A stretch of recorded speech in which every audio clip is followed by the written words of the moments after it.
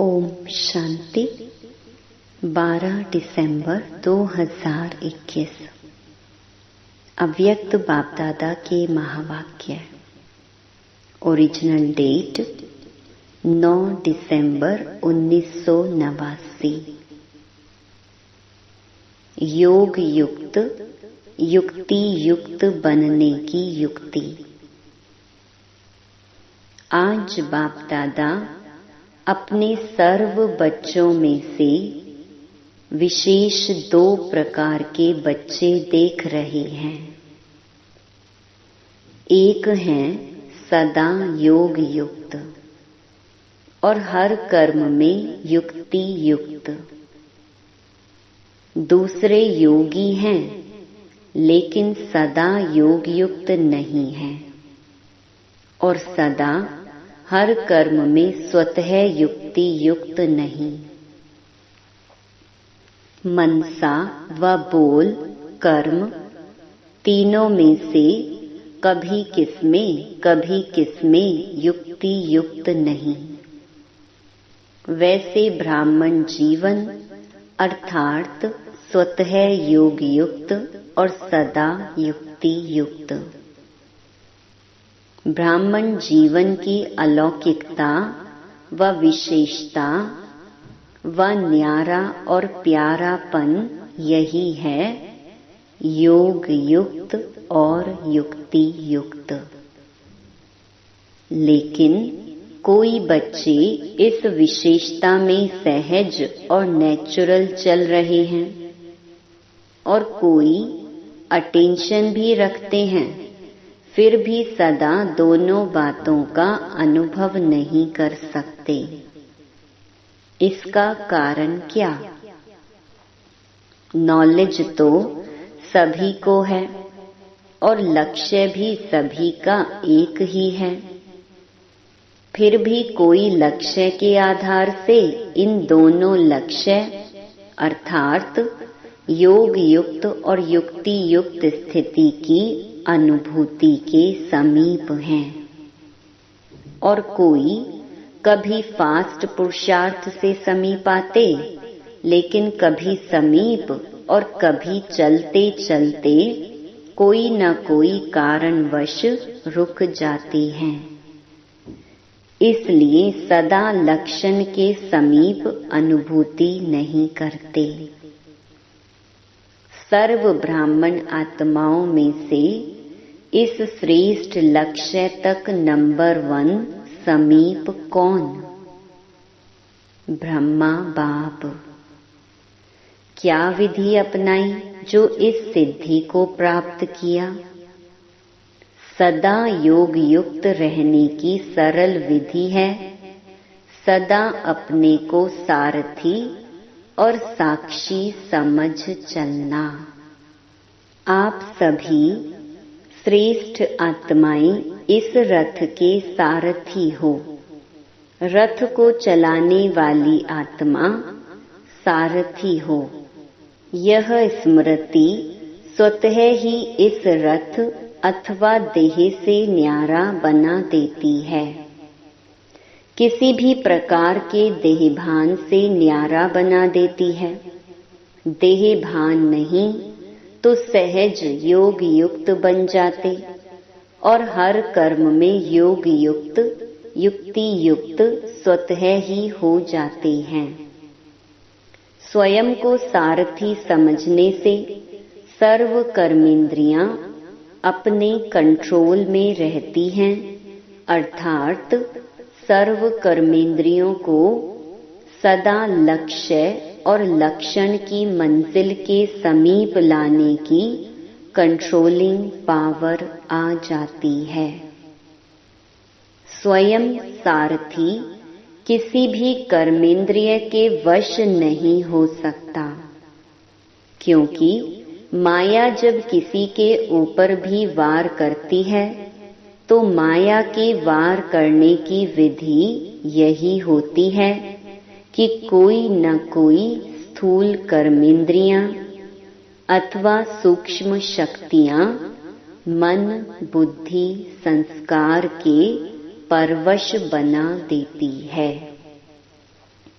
आप सारथी आत्माओं को जो महामंत्र वशीकरण मंत्र बाप से मिला हुआ है उसको परिवर्तन कर वशीकरण के बजाय वशीभूत बना देती है। और एक बात में भी वशीभूत हुए तो सभी भूत प्रवेश हो जाते हैं, क्योंकि इन भूतों की भी आपस में बहुत यूनिटी है। एक भूत आया तो वह सभी का आवाहन करेगा। फिर क्या होता है? यह भूत सारथी से स्वार्थी बना देते हैं। और आप क्या करते हो? जब सारथीपन की स्मृति में आते हो तो भूतों को भगाने की युद्ध करते हो। युद्ध की स्थिति को योग युक्त स्थिति नहीं कहेंगे, इसलिए योग युक्त व युक्ति युक्त मंजिल के समीप जाने की बजाय रुक जाते हो और पहला नंबर स्थिति से दूसरे नंबर में आ जाते हो। सारथी अर्थात वश होने वाले नहीं, लेकिन वश कर चलाने वाले। तो आप सब कौन हो? सारथी हो ना।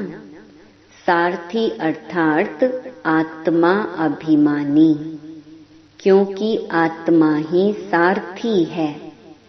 ब्रह्मा बाप ने इस विधि से नंबर 1 की सिद्धि प्राप्त की, इसीलिए बाप भी इसका सारथी बना। सारथी बनने का यादगार बाप ने करके दिखाया। फॉलो फादर करो, सारथी बन सदा सारथी जीवन में अति न्यारी और प्यारी स्थिति का अनुभव कराया। क्योंकि देह को अधीन कर बाप प्रवेश होते अर्थात सारथी बनते हैं, देह के अधीन नहीं बनते, इसलिए न्यारा और प्यारा है। ऐसे ही आप सभी ब्राह्मण आत्माएं भी बाप समान सारथी की स्थिति में रहो। चलते फिरते यह चेक करो कि मैं सारथी अर्थात सर्व को चलाने वाली न्यारी और प्यारी स्थिति में स्थित हूँ। बीच बीच में यह चेक करो। ऐसे नहीं कि सारा दिन बीत जाए फिर रात को चेक करो। सारा दिन बीत गया तो बीता हुआ समय सदा के लिए कमाई से गया। इसलिए गंवा करके होश में नहीं आना। यह स्वतः नेचुरल संस्कार बनाओ। कौन सा? चेकिंग का। जैसे किसी के कोई पुराने संस्कार इस ब्राह्मण जीवन में अभी भी आगे बढ़ने में विघ्न रूप बन जाते हैं, तो कहते हो ना कि ना चाहते भी संस्कारों के वश हो जाते हैं। जो नहीं करना चाहते हो वह कर लेते हो। जब उल्टे संस्कार ना चाहते कोई भी कर्म करा लेते हैं तो यह नेचुरल चेकिंग का शुद्ध संस्कार अपना नहीं सकते हो। बिना मेहनत के चेकिंग के शुद्ध संस्कार स्वतः ही कार्य कराते रहेंगे। यह नहीं कहेंगे कि भूल जाते हैं या बहुत बिजी रहते हैं। अशुद्ध अथवा व्यर्थ संस्कार हैं। कई बच्चों में अशुद्ध संस्कार नहीं तो व्यर्थ संस्कार भी हैं। यह अशुद्ध व्यर्थ संस्कार भुलाते भी नहीं भूल सकते हो और यही कहते हो कि मेरा भाव नहीं था, लेकिन मेरा यह पुराना स्वभाव है व संस्कार है। तो अशुद्ध नहीं भूलता, फिर शुद्ध संस्कार कैसे भूल जाता है?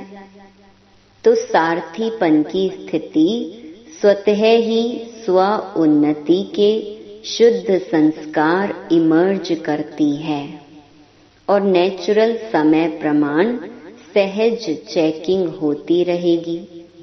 अशुद्ध आदत से मजबूर हो जाते हो और इस आदत से मजबूत हो जाएंगे। तो सुना, सदा योग युक्त युक्ति युक्त रहने की विधि क्या हुई? सारथी बन चलना। सारथी स्वतः ही साक्षी हो, कुछ भी करेंगे, देखेंगे, सुनेंगे। साक्षी बन देखने, सोचने, करने, सब में सब कुछ करते भी निर्लेप रहेंगे, अर्थात माया के लेप से न्यारे रहेंगे। तो पाठ पक्का किया ना? ब्रह्मा बाप को फॉलो करने वाले हो ना? ब्रह्मा बाप से बहुत प्यार है ना? प्यार की निशानी है समान बनना, अर्थात फॉलो करना। सभी टीचर्स का बाप से कितना प्यार है? बाप सदा टीचर्स को अपने सेवा के समीप साथी समझते हैं। तो पहले फॉलो टीचर्स करेंगी ना? इसमें सदा यही लक्ष्य रखो कि पहले मैं। ईर्ष्या में पहले मैं नहीं, वह नुकसान करती है। शब्द वही है, पहले मैं, लेकिन एक है ईर्ष्यावश पहले मैं। तो इससे पहले के बजाय कहाँ लास्ट पहुंच जाता, फर्स्ट से लास्ट आ जाता और फॉलो फादर में पहले मैं कहा और किया तो फर्स्ट के साथ में आप भी फर्स्ट हो जाएंगे। ब्रह्मा फर्स्ट है ना? तो सदा यह लक्ष्य रखो कि टीचर्स अर्थात फॉलो फादर और नंबर 1 फॉलो फादर। जैसे ब्रह्मा नंबर 1 बना तो फॉलो करने वाले भी नंबर 1 का लक्ष्य रखो। टीचर्स सभी ऐसे पक्की है ना? हिम्मत है फॉलो करने की, क्योंकि टीचर्स अर्थात निमित्त बनने वाली, अनेक आत्माओं के निमित्त हो। तो निमित्त बनने वालों के ऊपर कितनी जिम्मेवारी है। जैसे ब्रह्मा बाप निमित्त रहे ना, तो ब्रह्मा बाप को देख करके कितने ब्राह्मण तैयार हुए। ऐसे ही टीचर्स कोई भी कार्य करती हो, चाहे खाना बना रही हो, चाहे सफाई कर रही हो, लेकिन हर कर्म करते यह स्मृति रहे कि मैं निमित्त हूँ।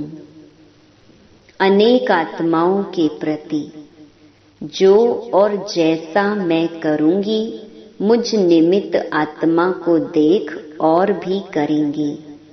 इसलिए बाप दादा सदैव कहते हैं, एक तरफ है भाषण करना और दूसरे तरफ है बर्तन मांजना। दोनों ही काम में योग युक्त युक्ति युक्त। काम कैसा भी हो, लेकिन स्थिति सदा ही योग युक्त और युक्ति युक्त हो।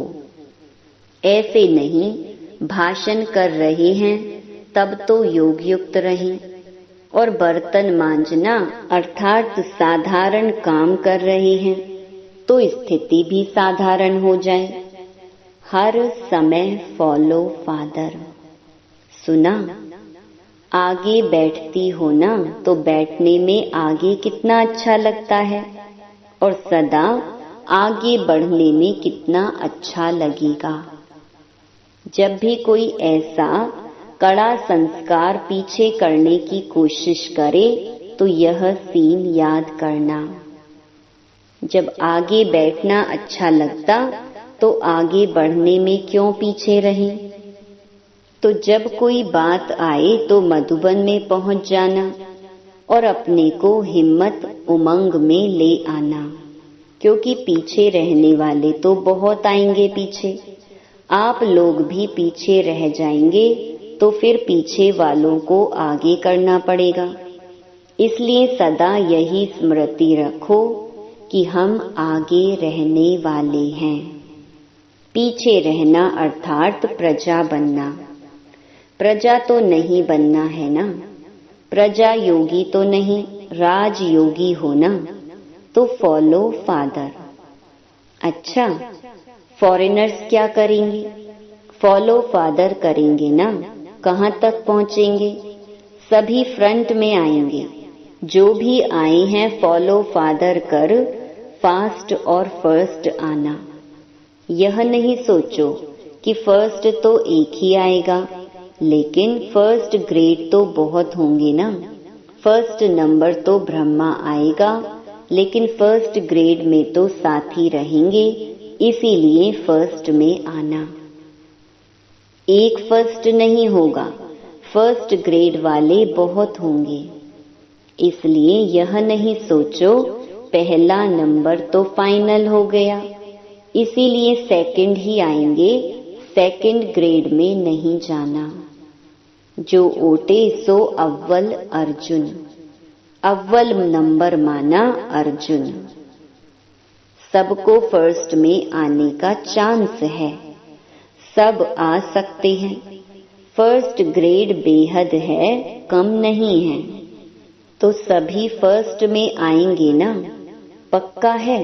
अच्छा, सदा ब्रह्मा बाप को फॉलो करने वाले, सदा स्वतः योग युक्त युक्ति युक्त रहने वाले, सदा सारथी बन कर्मेंद्रियों को श्रेष्ठ मार्ग पर चलाने वाले, सदा मंजिल के समीप रहने वाले, ऐसे सर्वश्रेष्ठ आत्माओं को बाप दादा का याद प्यार और नमस्ते।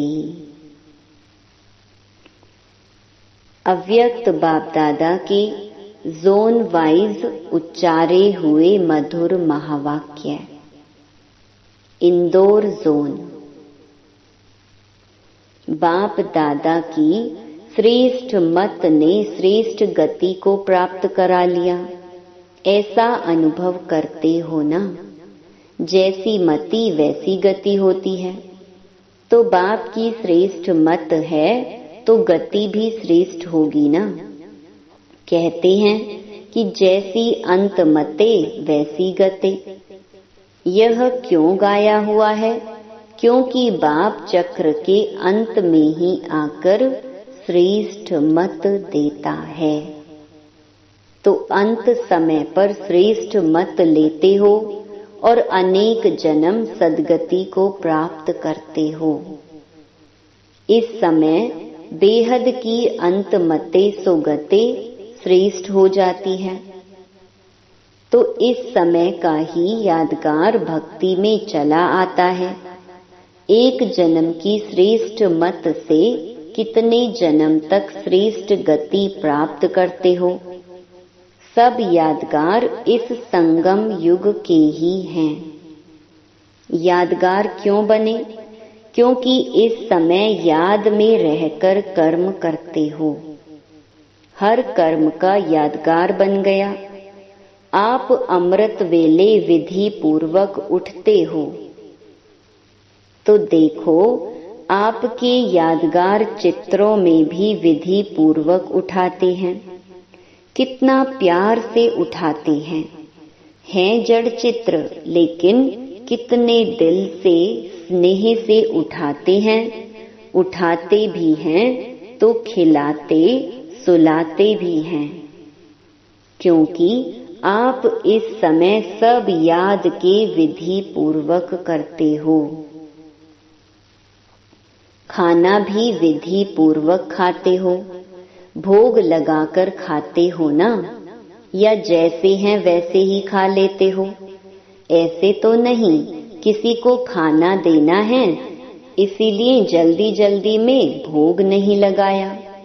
अगर किसको देना भी है, कोई मजबूरी है तो भी पहले अलग हिस्सा जरूर निकालो।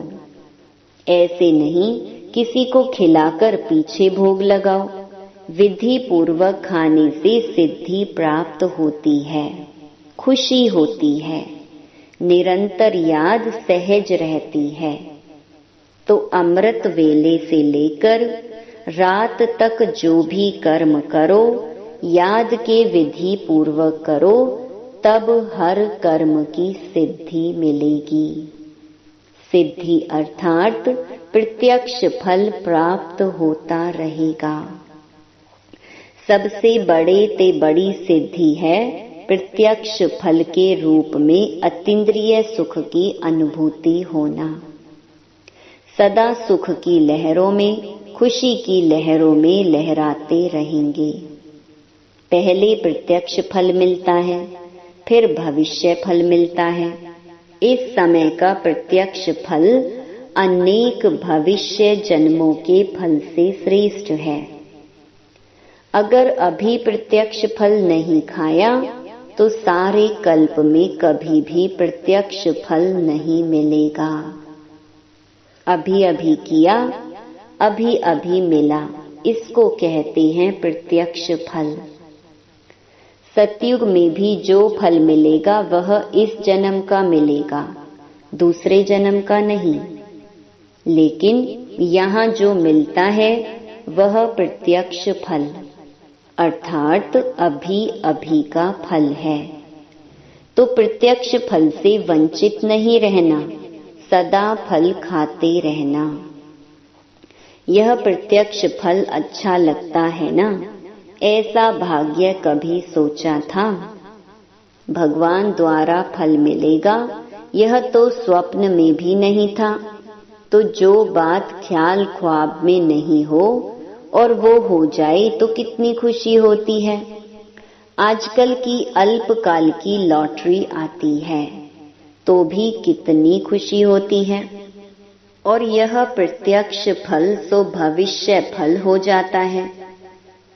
तो नशा रहता है ना, कभी कम कभी ज्यादा तो नहीं। सदा एकरस स्थिति में उड़ते चलो। सेकंड में उड़ना सीख गए हो ना, या ज्यादा समय लगता है? संकल्प किया और पहुंचे, इतनी फास्ट गति है। अच्छा, इंदौर जोन वाले सभी संतुष्ट हो ना? माताएं सदा संतुष्ट हो।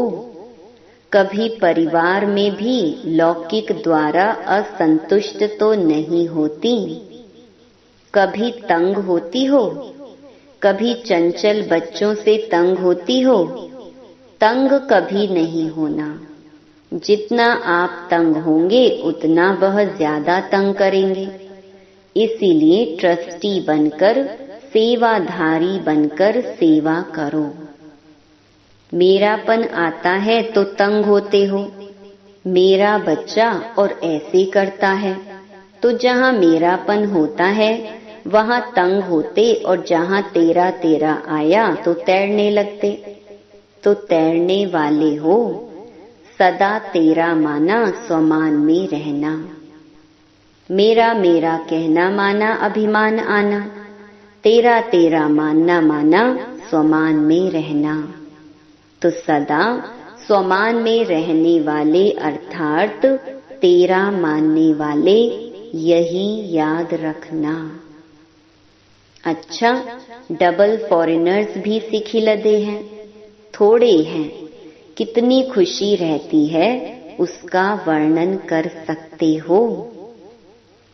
बेहद का बाप है तो प्राप्ति भी बेहद की है। इसलिए हद की गिनती कर नहीं सकते। बाप दादा तो डबल विदेशी बच्चों को तीव्र पुरुषार्थी की रफ्तार से देख खुश होते हैं। भारतवासी तो भारत की बातों को जानते हैं, लेकिन यह लोग ना जानते भी इतने समीप तीव्र पुरुषार्थी बने तो कमाल की ना। तो डबल लक्की हो गए।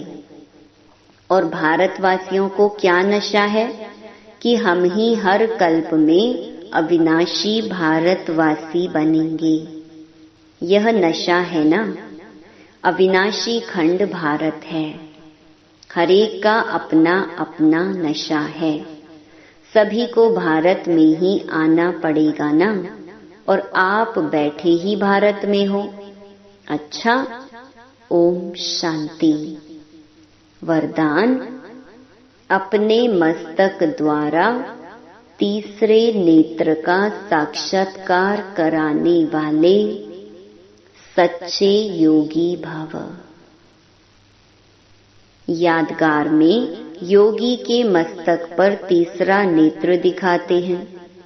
आप सच्चे योगी बच्चे भी अपने मस्तक द्वारा तीसरे नेत्र का साक्षात्कार कराने के लिए सदा बुद्धि द्वारा एक बाप के संग में रहो। एक बाप, दूसरे हम, तीसरा ना कोई। जब ऐसी स्थिति होगी तब तीसरे नेत्र का साक्षात्कार होगा। अगर बुद्धि में कोई तीसरा आ गया तो फिर तीसरा नेत्र बंद हो जाएगा। इसीलिए सदैव तीसरा नेत्र खुला रहे। इसके लिए याद रखना कि तीसरा ना कोई। स्लोगन, प्रश्नचित्त बनना अर्थात परेशान होना और परेशान करना। ओम